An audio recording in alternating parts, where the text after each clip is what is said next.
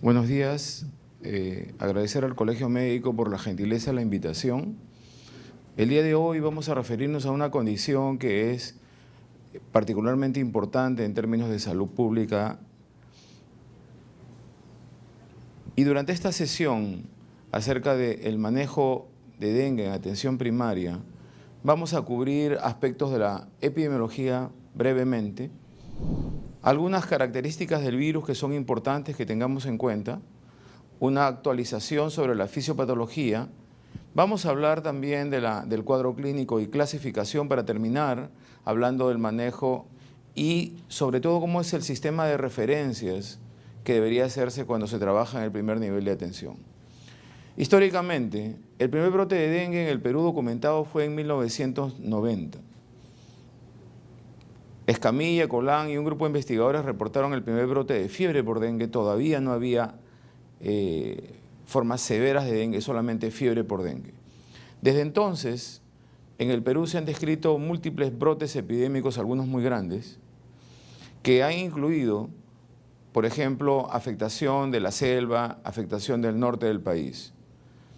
Hasta antes del año 2023, el brote más grande que ocurrió en el Perú fue registrado en Piura, donde se registraron más de 60.000 casos.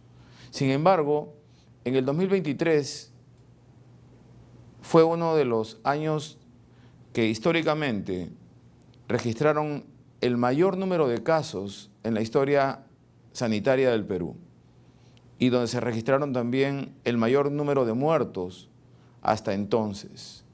Sin embargo, en el 2024, el número de casos alcanzó más de 278.000 y es la cifra más alta de toda la historia registrada de número de casos en dengue. Esto con 256 fallecidos, lo cual significa que este problema de salud pública sigue creciendo. Y este fenómeno de comportamiento particularmente grande de la epidemia, no solamente se observa en el Perú, sino también en las Américas, que incluyen Brasil, incluyen Colombia y otros países de las Américas. Por lo tanto, dengue es un grave problema de salud pública que demanda nuestra atención. Nosotros estamos en las primeras semanas epidemiológicas. Es durante enero, febrero y marzo cuando se registra el mayor número de casos y debemos estar atentos a cómo se debe abordar tanto el diagnóstico como el manejo de los probables casos que se presenten. Y el problema de salud pública en dengue es tan grande que además de afectar solamente la selva, afectar el norte, luego se afectó el sur del Perú, incluyendo el departamento de Ica, Chincha, Pisco, e incluso a partir de 2023 el brote demandó que se instalaran salas de atención para dengue en Lima, lo cual demuestra o evidencia el progreso y la capacidad de propagarse de esta grave enfermedad. El virus del dengue pertenece a la familia Flaviviridae, es la misma familia que incluye Zika, fiebre amarilla. El virus tiene una estructura genómica de 3 proteínas estructurales y 7 proteínas no estructurales. Tiene una forma de icosaedro con una secuencia monocateriana de ARN y en su composición de las proteínas estructurales incluyen proteína C, proteína E y proteína M. El conocimiento de esta estructura genómica tiene importancia particularmente en el desarrollo de plataformas para vacunas y el impulso de ellas para tratar de encontrar una forma efectiva de prevenir la enfermedad. Dentro de las proteínas no estructurales debo resaltar NS1, que forma parte de las pruebas rápidas inmunocromatográficas que sirven para hacer el diagnóstico de dengue tempranamente. Esta es una representación tridimensional del virus del dengue. Hay proteína E, proteína M y proteína C. Esta proteína M va como cerezas en un pastel en esta superficie, en esta cubierta que tiene la partícula viral. El ciclo de transmisión es simple. El Aedes aegypti, que es el principal transmisor del dengue, pica a un sujeto en estado de viremia. Aedes aegypti es nuestro principal vector. Se describen 2 variantes de Aedes aegypti y Aedes albopictus. Una de las diferencias entre Aedes aegypti y Aedes albopictus es que Aedes albopictus puede transmitir transováricamente el virus del dengue. Quiere decir que puede transmitir la enfermedad aún en sus generaciones, en sus descendientes ya tienen el virus y pueden transmitirle sin necesidad de haber picado a un sujeto en estado de viremia. Entonces, cuando el sujeto está en estado de viremia, es picado por el Aedes aegypti, que es un mosquito que no tiene un probóscide muy potente, causa una pequeña escoriación en la superficie y aspira el virus o obtiene la sangre conteniendo el virus. Sigue un proceso de maduración extrínseco al sujeto, que es dentro del vector, para luego transmitirlo a un sujeto susceptible. Y esta es la secuencia.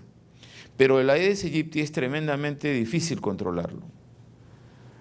Esto ha hecho que debido a diversas condiciones, tanto económicas, sociales, se propague y es el que ha determinado que Lima inclusive tenga casos de dengue, porque el abastecimiento de agua no es constante, las personas tienen que guardar el agua en contenedores y se desarrolla este vector que tiene una gran capacidad de propagación.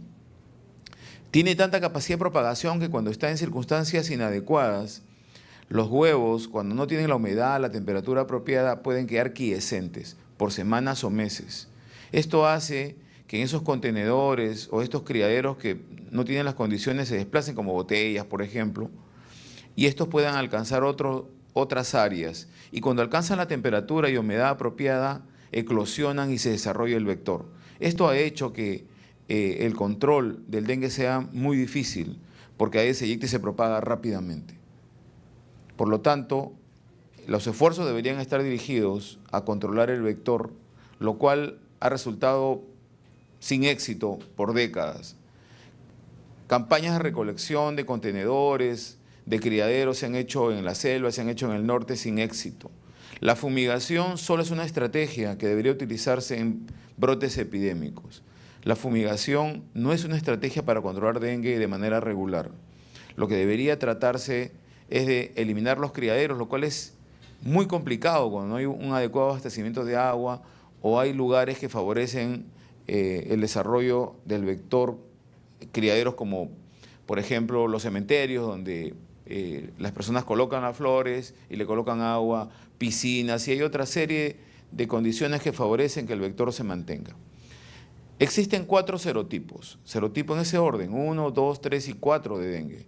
Se ha descrito un serotipo 5 que hasta ahora no tiene relevancia en términos de salud pública y fue descrito en un brote en Saraguá. Y solamente se identificó, pero con un cuadro clínico leve. Por lo tanto, estos son los 4 serotipos que circulan. Y miren, en el 2024, nosotros vemos que en algunos países, acá está dengue serotipo 1, 2, 3 y 4, en algunos lugares han circulado 2 serotipos, un solo serotipo, pero nosotros hemos tenido que en el Perú, por ejemplo, circuló serotipo 1, 2 y 3. En Brasil circularon los 4 serotipos. Por lo tanto, durante diversos episodios, durante las diversas temporadas, pueden circular 1, 2, 3, incluso los 4 serotipos. Los serotipos tienen diferente comportamiento. Uno de los serotipos que es particularmente grave o muy patógeno es el serotipo 2, la variante asiática. Otro serotipo, otro genotipo 2 que es muy patógeno es la variante híbrida, que es una mezcla nativa americana y asiática, y el que estuvo circulando en el último año, en el 2024, fue la variante Cosmopolita. Pero una de las preguntas que se han hecho los clínicos y científicos por años y que no podemos responder totalmente es ¿por qué aparecen cuadros severos de dengue? El dengue es una arbovirosis como otro grupo grande que incluye mayar, oropuche, encefalitis equina venezolana, entre otros. Pero nosotros no estudiamos tanto estas otras arbovirosis. No las estudiamos porque su comportamiento es autolimitado. El sujeto tiene fiebre, malestar, dolor osteomuscular y se limita sin tratamiento. Pero en el dengue, a diferencia de estas otras arbovirosis, hay un grupo que desarrolla formas severas. Y la pregunta es, ¿por qué hay un grupo de personas que cuando adquiere la infección desarrolla formas severas. Hay varios conceptos que voy a describir rápidamente. El primer concepto es un concepto inmunológico que se denomina pecado antigénico original. Es un concepto inmunológico que describe que aquellos sujetos que tuvieron una infección inicial, cuando tienen una segunda infección, ocurre una hiperrespuesta, una respuesta magnificada basada en la memoria inmunológica de células T y células B. Es por eso que se describe que en dengue la segunda infección es la que causa cuadros graves. Otro concepto es la inmunoamplificación dependiente de anticuerpos. Precisamente, en aquellos sujetos que sufren una segunda infección, hay una respuesta inflamatoria, una respuesta de anticuerpos muy grande, a lo cual se le llama incluso tormenta de citoquinas. Entonces, aquí este concepto de inmunoamplificación dependiente de anticuerpos es clave para entender por qué en las segundas infecciones ocurren cuadros más graves. Halsted hace más de 40 años describió esta hipótesis secuencial. Estudiando niños tailandeses, describió que aquellos que sufrían una primera infección tenían la mayoría cuadros leves y los que experimentaban una segunda infección son los que presentaban los cuadros severos o graves. Hay otros fenómenos como citotoxicidad celular, tormenta de citoquinas, disfunción endotelial también. En esta gráfica vamos a describir este proceso fisiopatológico que ocurre y que ocasiona que se presenten cuadros severos. En una infección primaria, el sujeto puede estar infectado de dengue serotipo 1, desarrolla la enfermedad autolimitada y desarrolla memoria inmunológica de células T y células B. Esta primera exposición es el pecado antigénico original. Cuando el sujeto sufre una segunda infección, esta puede ser por el mismo serotipo que ocurrió la primera vez o puede ser por un serotipo diferente. Si la segunda infección es por el mismo serotipo, hay una respuesta inmune eficaz y control del virus, y hay control de la infección. Pero si es otro serotipo, por ejemplo serotipo 2, que es uno de los más virulentos, hay una infección heterotípica por un serotipo diferente porque el primero fue 1, entonces hay una incapacidad para controlar la infección, hay una inmunoamplificación dependiente de anticuerpos, una gran producción de citoquinas, todo lo cual va a actuar a nivel del endotelio capilar, ocasionando una disrupción, una ruptura del endotelio y salida de plasma. ¿En qué momento ocurre esto? En la etapa crítica de la enfermedad. Esos pacientes que ustedes van a identificar que empiezan a complicarse es porque están en la etapa crítica y en esta etapa ocurre la ruptura del endotelio y la salida de plasma. Ojo, sale agua, salen electrolitos y sale proteína, sale plasma. Por eso, dado que no tenemos un tratamiento específico para dengue, la base del manejo se sustenta en el uso de fluidos intravenosos para expandir el intravascular, debido a que ocurre esta extravasación. Nosotros tenemos, por ejemplo, asumiendo que la segunda infección es la que causa cuadros graves y en la proporción de pacientes que van a presentar cuadros más severos va entre 3-4% en diferentes series, tenemos que, por ejemplo, una ciudad determinada de 500.000 habitantes como es Iquitos, si hay 50% de esta población que ya tuvo infección por algún serotipo, significa que habrían 250.000 susceptibles y en un brote epidémico se pueden exponer miles de personas. Si asumimos que se exponen 100.000 personas, se presentarían 3% de formas severas que equivalen a 3.000 pacientes, los cuales van a aparecer entre 6, 8, 10 semanas en un periodo corto. Si nuestros hospitales tienen una capacidad para 300, 400 o 500 y de pronto tenemos solo para dengue 800, 1.000 pacientes que requieren hospitalización, esto es catastrófico. Por eso los lugares donde aparecen los brotes de dengue se colapsan los servicios, porque aparece un gran número de pacientes. Esta es la hipótesis secuencial. Cuando hay una infección primaria, según la observación epidemiológica de Halsted, solamente ocurre 7 milésimas % de cuadros graves con shock, Sin embargo, en una segunda infección ocurren hasta 3%. Esto explica por qué cuando se ha afectado el norte, se ha afectado Chiclayo, se ha afectado Piura, han aparecido un gran número de pacientes. Miren, así se ponen las emergencias cuando hay un brote de dengue. Esta es la emergencia del hospital regional, donde pueden ver ustedes la gran cantidad de pacientes que acuden simultáneamente y colapsan cualquier servicio. Entonces podemos decir que cuando ingresa una nueva partícula viral en un sujeto que ya tuvo dengue, hay anticuerpos heterófilos circulantes, los cuales forman un inmunocomplejo virus anticuerpo. Este ingresa con facilidad dentro de la célula blanco, que es el linfomono nuclear, y se produce una multiplicación viral incrementada, una gran producción de citoquinas, una activación de células T, a su vez se activa el complemento.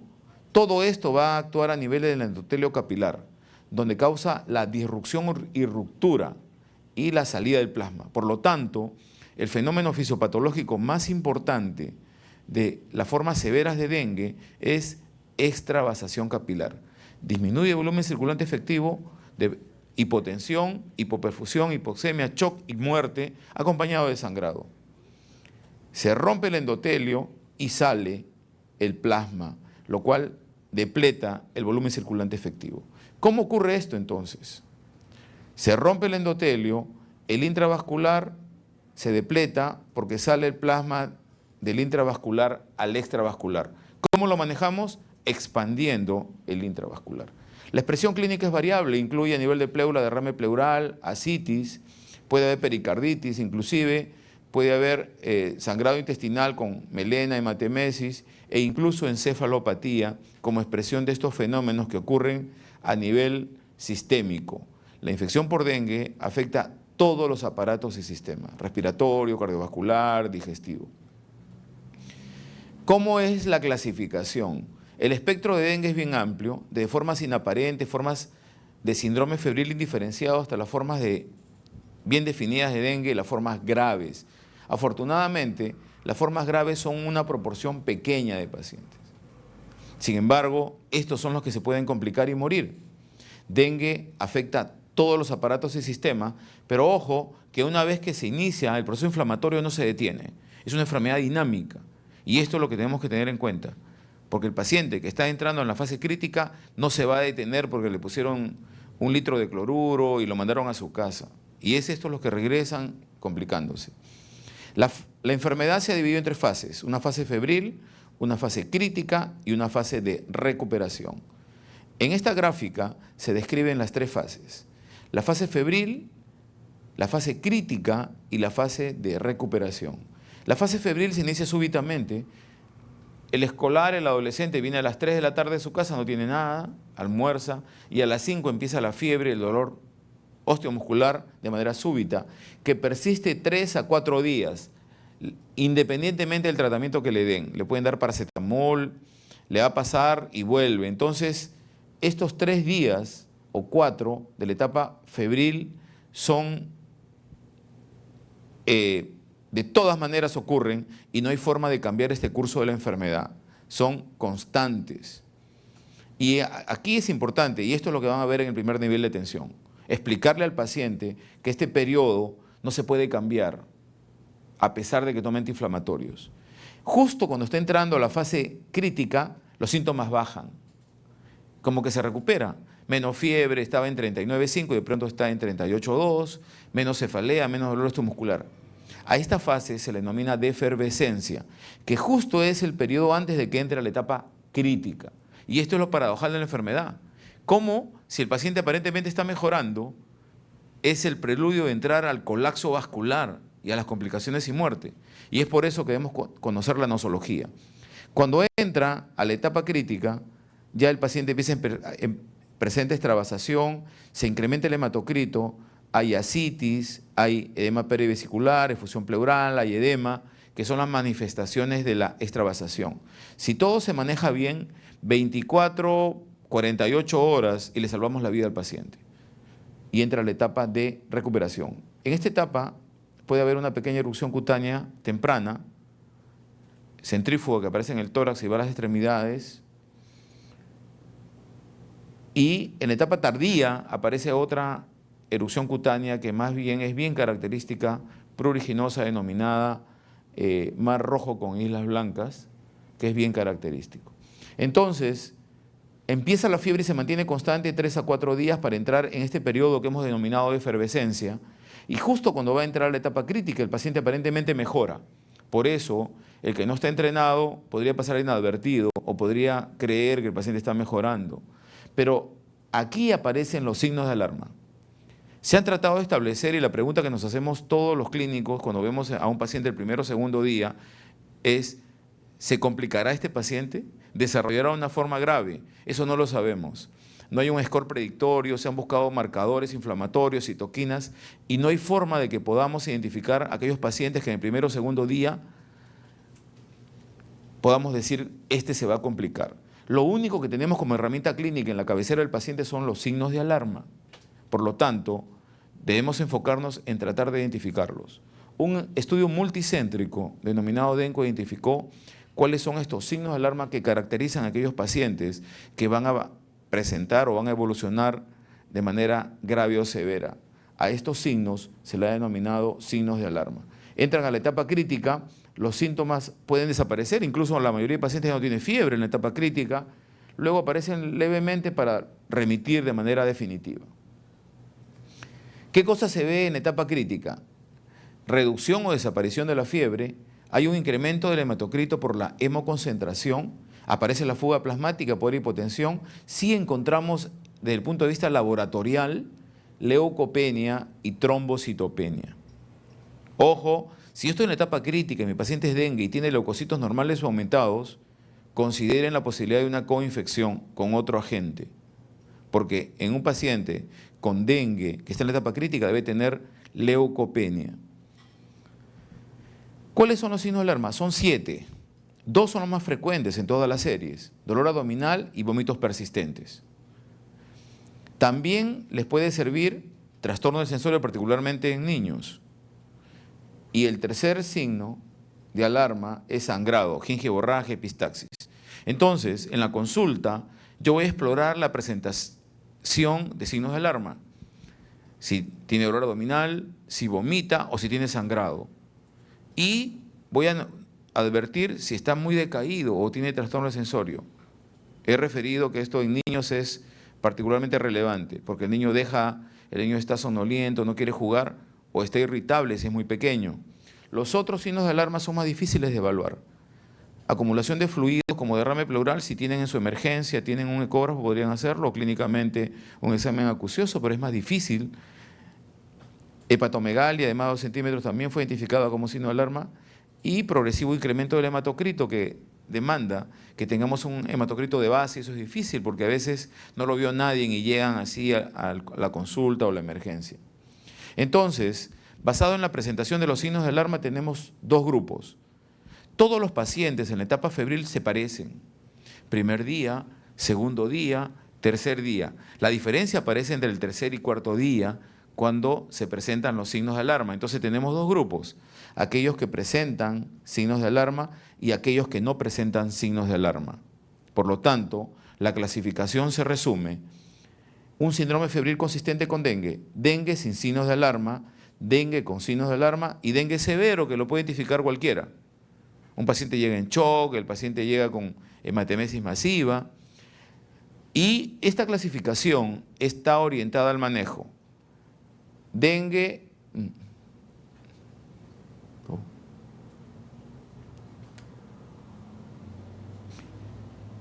dengue sin signos de alarma se manejan ambulatoriamente. Dengue con signos de alarma se hospitalizan todos, basta que tenga un signo de alarma, se hospitaliza.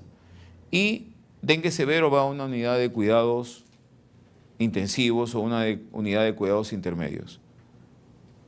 Y esto es lo que debemos tener claro cuando estamos en el primer nivel de atención: cuándo debemos referirlo, cuándo requiere hospitalización. ¿Cómo se hace el diagnóstico y tratamiento en el primer nivel de atención? En el primer nivel de atención no necesitamos ni exámenes de laboratorio. Si tenemos o estamos en una zona con dengue, cualquier paciente con fiebre debería considerarse el diagnóstico. Ustedes buscan un foco, no tiene foco respiratorio, foco cutáneo, ustedes consideran dengue en el diagnóstico. Y no necesitan si sus recursos son limitados, no tienen hemograma, no tienen pruebas rápidas para dengue, ustedes lo consideran como dengue y lo manejan como tal y lo monitorizan. Por lo tanto, el tratamiento o el enfoque para el manejo de dengue no requiere diagnóstico etiológico. Ustedes no tienen que preocuparse en saber que si es dengue o no y buscar una prueba. Si estoy en una posta o un centro que no tiene suficiente apoyo diagnóstico, es suficiente con que consideren el diagnóstico de dengue, y si se considera el diagnóstico como dengue, se le trata como tal. ¿Y en qué está basado el manejo? El manejo está basado en la clasificación. Dengue sin signo de alarma ambulatorio, dengue con signo de alarma, se hospitalizan todos. Con eso le vamos a salvar la vida. En el primer nivel de atención, ¿qué podemos tener? Prueba rápida. Algunos centros de salud pueden tener ELISA para NS1. Y en el segundo nivel de atención ya tenemos también pruebas rápidas, ELISA y PCR inclusive. ¿Cómo se maneja entonces en el primer nivel de atención? En el primer nivel de atención nosotros vamos a manejar a aquellos pacientes de este primer grupo de dengue sin signos de alarma que pueden ser enviados a su casa, que se ha denominado grupo A. Hay todos los pacientes que requieren hospitalización que tienen algún signo de alarma, deberían ser admitidos. Este grupo es el grupo B2. Ojo, que hay un grupo de pacientes que no tiene signo de alarma y debería admitirse en el hospital o en el centro para quedar en observación si es 1-4. ¿Quiénes son? Un paciente en soporte dialítico intermitente que requiere diálisis. Hay que anticoagularlo, puede entrar en la etapa crítica y sangra. Falla cardíaca de estadio avanzado 4, debería quedar hospitalizado a pesar de que no tiene signos de alarma y ustedes plantearon el diagnóstico de dengue. Una gestante debería quedar hospitalizada hasta por lo menos 48 horas después de pasada la fiebre. Este grupo es el grupo de pacientes con probable dengue que no tiene signo de alarma, pero que requiere manejo hospitalizado o bajo supervisión médica. Pero habíamos dicho que todos los pacientes con signos de alarma se hospitalizan. Entonces, repetimos, dengue sin signo de alarma, manejo ambulatorio. Yo lo examino, no le encuentro signo de alarma, le digo, bueno señor, usted tiene dengue y lo vamos a monitorizar hasta 48 horas después que le pase la fiebre. Si encuentro por lo menos un signo de alarma, vómitos persistentes, dolor abdominal, se hospitaliza. Esta decisión le va a salvar la vida al paciente. Y si tiene un cuadro grave, va a una unidad de cuidados intensivos. ¿Cuáles son las recomendaciones para los pacientes con dengue en el primer nivel de atención?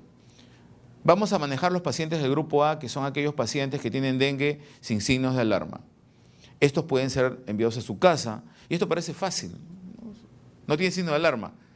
En la cabecera del paciente, cuando ustedes empiezan a ver, van a tener dudas acerca de los síntomas que realmente tienen, y la decisión deberían tomarla cuidadosamente para no poner en riesgo la vida de la persona. Si ustedes mandan a su casa un paciente que tiene dengue y signos de alarma, el paciente puede morir. Por esa razón, nosotros vamos a seguirlos hasta 48 horas después de que cae la fiebre. ¿Por qué? Porque se supone que cuando hay disminución de los síntomas, entran a la etapa crítica y debo asegurarme de que salió de la etapa crítica. Pero ¿qué cosa es lo más importante que voy a monitorizar cuando tengo al frente un paciente que tiene dengue probable y está en el primer día, en el segundo día de enfermedad? Primero explicarle bien, bueno señor, bueno señora, usted tiene probablemente dengue. Esta enfermedad se caracteriza porque le va a dar fiebre, malestar, 3, 4 días. Usted puede tomar paracetamol, pero la fiebre va a volver y los síntomas van a reaparecer. Porque si no, busca otro médico. Si ustedes no le advierten, dicen, mi médico solo me ha dado paracetamol y yo sigo mal, y buscan otro médico. Y este puede prescribirle cosas inadecuadas. Pero lo más importante que le van a recomendar al paciente es que observe la aparición de los signos de alarma. Entonces, su enfermedad va a durar en promedio como una semana. Los primeros 3 o 4 días usted va a tener muchos síntomas. Quiero pedirle que esté atenta a cuando siente que los síntomas disminuyen y sobre todo cuando aparece dolor abdominal, dolor de barriga, vomita mucho, sangra, inmediatamente debería buscar atención médica. Usted me busca o va a una emergencia de un hospital, de una posta, inmediatamente y les dice que su médico le ha recomendado que si me aparecen estos síntomas, debería acudir a un médico. Eso es la diferencia entre salvarle la vida al paciente. Que quede claro que los signos de alarma deberían ser la alerta para que vaya a buscar atención médica. Entonces, recomienden bien. Nosotros preferimos escribirle los signos de alarma, porque ustedes les describen, les explican de manera ilustrativa, pero no siempre ellos pueden quedar con la información muy clara o pueden olvidarse. Entonces, mejor se lo notamos. ¿Qué le vamos a recomendar? Reposo, abundantes líquidos. Ya la guía de OMS recomienda suero de hidratación oral, por lo menos en un adulto 2 litros por día. Pero pueden darle cualquier fluido, pueden darle leche, jugos, soluciones, agua de arroz. La recomendación es no usar agua libre, no usar agua sola. Hay que combinarlos con sopas, caldos que tengan electrolitos también. En niños lo que recomiendan es dar suero de rehidratación al medio, es decir, le dan un 50 centímetros de suero de rehidratación y 50 de agua pura para no darle mucha carga de electrolitos. Solo paracetamol para la fiebre, no AINES, no corticoides, medio físico si no es suficiente y hay que eliminar los criaderos de la casa. ¿Qué cosa no le deben dar? No darle antiinflamatorios, ibuprofeno, indometacina, aspirina, ningún otro antiinflamatorio, solo paracetamol. No deben darle intramusculares porque esto podría causar un hematoma, podría causar, debido a que tiene trastornos de la coagulación o disminución de las plaquetas, podría causar un hematoma en el paciente y es mejor no usar vía intramuscular. Si el paciente toma algún medicamento, coordínelo con su médico de cabecera. Si está en corticoterapia por lupus, artritis reumatoide, alguna enfermedad autoinmune, ustedes discutan la suspensión de la droga o continuarla. Porque el paciente, si está anticoagulado, por ejemplo, deberían discutir ustedes con el médico que va a entrar a la etapa crítica y podría aumentar su chance de sangrado y la suspensión temporal de la anticoagulación. Coordínelo con el médico de cabecera y si no lo pueden ubicar, traten de tomar una decisión lo más razonable posible que no afecte la enfermedad de fondo. Suspender AINES en un paciente con artritis reumatoide durante 48 a 72 horas no va a cambiar el curso de la enfermedad. No se requiere antibióticos, no se debe usar antieméticos como dimenhidrinato. Un signo de alarma es vómitos. Cuando está entrando a la etapa crítica, ustedes manejen solo fluidos. No le den antieméticos, porque lo que queremos saber es este signo de alarma, identificarlo. Si le doy antieméticos, lo voy a enmascarar y este puede progresar, porque lo que ocurre es que la extravasación está en curso y se expresa como vómitos, dolor abdominal. Por lo tanto, tampoco antálgicos, no se debe usar metamizol en la etapa crítica, ni tampoco iosina. En caso de brotes, lo que se recomienda en el primer nivel de atención es que hay que reconocer que el paciente febril puede tener dengue, un síndrome febril donde circula dengue. Si trabajan ustedes en una zona del cono norte, donde se han descrito casos, en San Martín de Porres, hay que pensar que puede ser dengue y hay que incluir un diagnóstico diferencial. Hay que notificarlo a las autoridades. Se debe atender a los pacientes en la fase febril temprana para el seguimiento y orientación para identificar los signos de alarma. Hay que reconocer tempranamente la extravasación, que tiene que ver con estos signos de alarma, para poder iniciar la terapia de reemplazo de fluidos. Y este aspecto es bien importante. Todo el personal del establecimiento, centro, posta, debería estar entrenado en identificar los signos de alarma. Si el establecimiento es 1-4 y tiene hospitalización, pueden admitir pacientes y manejarlos en unidades de dengue, donde solo hay pacientes con dengue para su monitoreo. Pero en general, si no tienen hospitalización, atienden 12 horas, y no atienden las 24 horas, debería ser referido a un establecimiento de mayor complejidad, que tenga hospitalización, que puede ser un 1-4 o puede ser un hospital. Hay que reconocer y manejar de manera inmediata y adecuadamente la extravasación.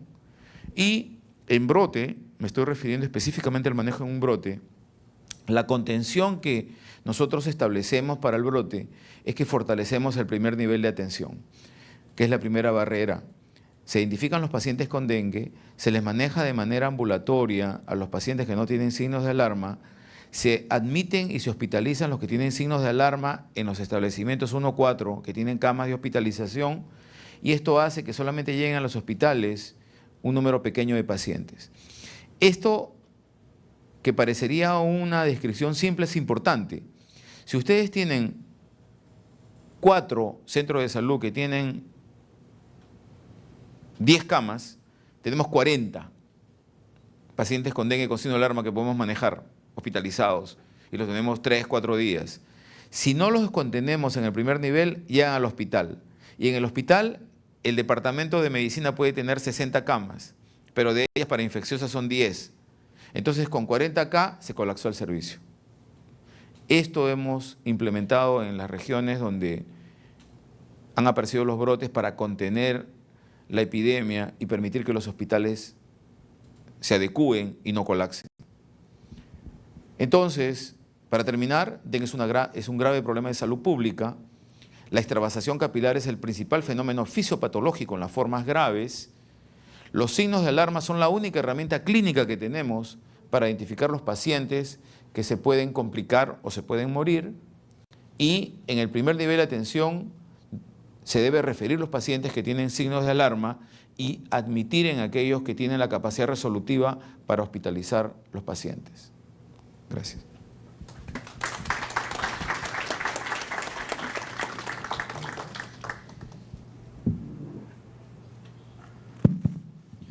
Muy bien. Muchas gracias, doctor Martín Casapía. Usted siempre brillante por su amplia experiencia como docente y, lo más importante, como investigador y con múltiples publicaciones a nivel nacional e internacional. En este caso, cuando estamos en el primer nivel de atención, y para hacer las referencias al segundo y al tercer nivel, donde hay más alta complejidad, siempre es un dolor de cabeza para el médico del primer nivel cuando nos encontramos, por ejemplo, en Loreto y en otro sitio más, con un síndrome febril de causa a determinar. Entonces no sabemos, y peor todavía aún, que a veces no viene el paciente con una sola enfermedad, sino con comorbilidades, como usted muy bien lo explicó, cardiopatía, nefropatía, diabetes, etcétera, y con las famosas coinfecciones, tales como malaria, puede venir dengue más malaria, dengue más leptospirosis inclusive, o dengue con otras metaxémicas, como usted trabajó durante años también en Caraparu, Murutucu, los ortobunyavirus, Guama, Mirín, Itaqui. Entonces la pregunta que quisiera hacerle por su amplia experiencia, ¿qué recomendaciones le daría a los médicos del primer nivel de atención cuando se encuentra con un paciente que viene con síndrome febril de causa a determinar agudo? Muy bien, nosotros usualmente en infecciosas y le recomendamos a los médicos en general seguir un algoritmo para síndrome febril. Lo primero que hacemos cuando tenemos un paciente con síndrome febril es buscar un foco para no complicarnos mucho. Estoy hablando de la consulta, la emergencia. Y las causas frecuentes de síndrome febril incluyen compromiso de piel y partes blandas, vía aérea respiratoria alta, faringoamidalitis, otitis, tracto digestivo, en mujeres, ITU. Busco el foco. No encuentro un foco, entonces trato de juntar los síntomas y signos que tiene. Si no identifico un síndrome claro en el paciente, yo lo catalogo como un síndrome febril indiferenciado que no tiene foco. Y para nosotros, un síndrome indiferenciado que no tiene foco puede ser dengue, entre otros diagnósticos. Para efectos prácticos, ustedes deben considerar el diagnóstico de dengue y manejarlo como si fuera dengue. Luego descubren que es una leptospirosis, pero lo manejan como dengue. Si ustedes lo pasan por alto, entonces el paciente puede evolucionar a la etapa crítica, complicarse y morir. Entonces yo le digo, bueno, usted tiene un síndrome febril que no tiene foco, le vamos a pedir exámenes. Mientras tanto, un diagnóstico que podría tener es dengue. Se va a hacer estas pruebas le recomiendan fluidos, le recomiendan paracetamol y vigilar la aparición de signos de alarma mientras definen el diagnóstico. Si aparecen, lo hospitalizan y lo manejaron apropiadamente. Si identifican otro diagnóstico, lo tratan de manera específica. En el primer nivel, sean cuidadosos porque las personas suelen buscar irse a otro lugar, van a un centro y después van a otro a ver si le dicen otra cosa, le dan otro tratamiento. Ya las guías están establecidas e incluir otros medicamentos como AINES es una práctica que no se recomienda. Y si para mejorar la adherencia, explíquenle bien que la enfermedad no va a pasar 3, 4, 5 días. La fiebre sigue, van a sentirse muy mal y ustedes lo van a monitorizar diariamente. Una vez que lo ven, todos los días. Idealmente lo deberían evaluar personalmente. Podrían igual hacer el seguimiento para saber cómo se siente y si presentó o no signos de alarma de manera remota si hay muchos pacientes. Pero lo ideal es mantener un contacto diario con el paciente hasta que pasa la fiebre y pasa la etapa crítica. Si me permite, doctor Martín, bueno, también sumarme a la felicitación. Los pacientes vienen con la fiebre y están preocupados por la fiebre. Pero usted ha dicho algo que me gustaría, por favor, que lo reitere, que es la importancia de la hidratación, porque puede marcar también un pronóstico, ¿no? Sí es importante, desde el primer momento que ustedes consideran el diagnóstico de dengue, mantenerlo adecuadamente hidratado. Una vez que el paciente no estuvo adecuadamente hidratado, empiezan a entrar en la etapa crítica, ya la vía oral no se va a poder utilizar. Exhórtenlos a que tomen cualquier líquido. Doctor, ¿puedo tomar agua de coco? Muy bien, usted tome, porque en el norte, por ejemplo, se consume bastante y ellos tienen la facilidad de poder conseguirlo. Jugos, refrescos. Hay que evitar agua sola. Y si dan mucho refresco también no tienen electrolitos. Entonces hay que combinarlo con sopas que den un poco de electrolitos. Pueden utilizar suero de hidratación oral, pero la recomendación de los fluidos es clave del inicio. Hay que mantenerlos bien expandidos, bien hidratados desde el primer día, porque el paciente tiene fiebre, tiene hiporexia y deja de ingerir alimentos y líquidos. Si vomita, la depresión de volumen se hace más severa. Empieza la cascada inflamatoria y esa no se detiene si no le ponemos una vía endovenosa. Una vez que entra la etapa crítica, la única forma de manejar la enfermedad es con resucitación con fluidos intravenosos.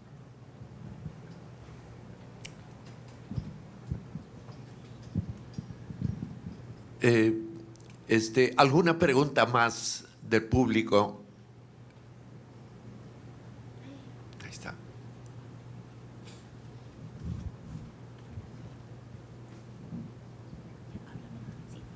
Doctor, buenos días. Una consulta. ¿Usted recomienda usar el paracetamol para los casos de la fiebre en el caso de los dengue? Mi duda era qué pasaría si en los casos de los pacientes hubieran reacciones alérgicas al paracetamol, si es frecuente o no, y qué otra alternativa usaría si no podría usar el paracetamol, ¿no? Miren, nosotros en la etapa febril podemos usar paracetamol. Si ustedes a veces está un poco nauseoso y no es infrecuente que tengan un episodio de vómito. Ojo que el signo de alarma no es un vómito. Y tengan cuidado porque a veces están muy nauseosos y vomitan. Si no le pueden dar por vía oral, ustedes pueden usar vía parenteral. Acetaminofén endovenoso podrían usar. Se recomienda también usar metamizol con cuidado. Solo el primer día, segundo día. No lo usen muy pegados. En niños la infusión tiene que ser diluida lenta. Y no se debe usar muy pegados ya a la etapa crítica. Se ha usado por años. Cuando en las guías ustedes revisan uso de metamizol, se pone que debe hacerse con cuidado y porque es una posibilidad que tenemos cuando el paciente tiene mucha cefalea. La cefalea, le dan paracetamol y la cefalea no pasa.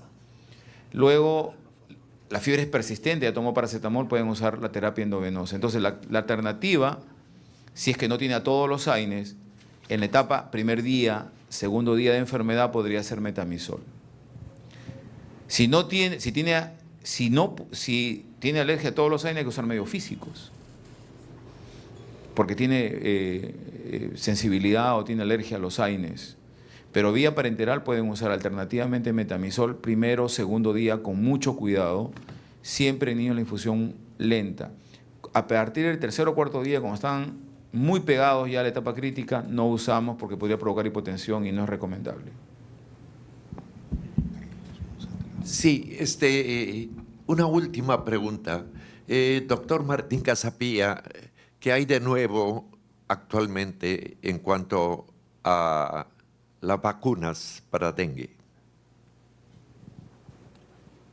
Sí, el Ministerio de Salud está implementando un programa de vacunación en 4 regiones que incluyen Iquitos, Ucayali, Piura, Tumbes, usando una de las vacunas, la de Táqueda, que es una vacuna que ha demostrado tener eficacia. Nosotros tenemos 3 vacunas disponibles, varias en desarrollo. La de Sanofi inicialmente no se puede utilizar en sujetos que no han tenido dengue. La potencia y eficacia de la vacuna es en aquellos que ya tuvieron la enfermedad y eso hace que tengan una buena eficacia. En los que ya tuvieron enfermedad pueden desarrollar mayor chance de hospitalizarse. La de Táqueda es una buena vacuna. Las coberturas están tratando de conseguirse dentro de este plan de implementación. También tiene buena eficacia. No necesita conocerse el antecedente de haber tenido enfermedad o no antes por dengue. Y la otra que está disponible es la vacuna de Butantan. El ensayo clínico se desarrolló solo en Brasil. Tiene eficacia una sola aplicación. Tiene alto nivel de eficacia para serotipo 1 y 2. No hay datos para 3 y 4 porque durante todo el ensayo no aparecieron los casos de 3 y 4, por lo tanto la eficacia es muy buena con una sola aplicación. En Brasil está en el proceso de aprobación del uso de esta vacuna de Butantan, que es una buena vacuna y necesita una sola aplicación. Perfecto. Bien, doctor Martín Casapía, queremos hacerle un presente a nombre del Consejo Nacional por su brillante participación, que es usted, y un brillante investigador a nivel nacional e internacional. Doctor Martín Casapía, un aplauso, por favor.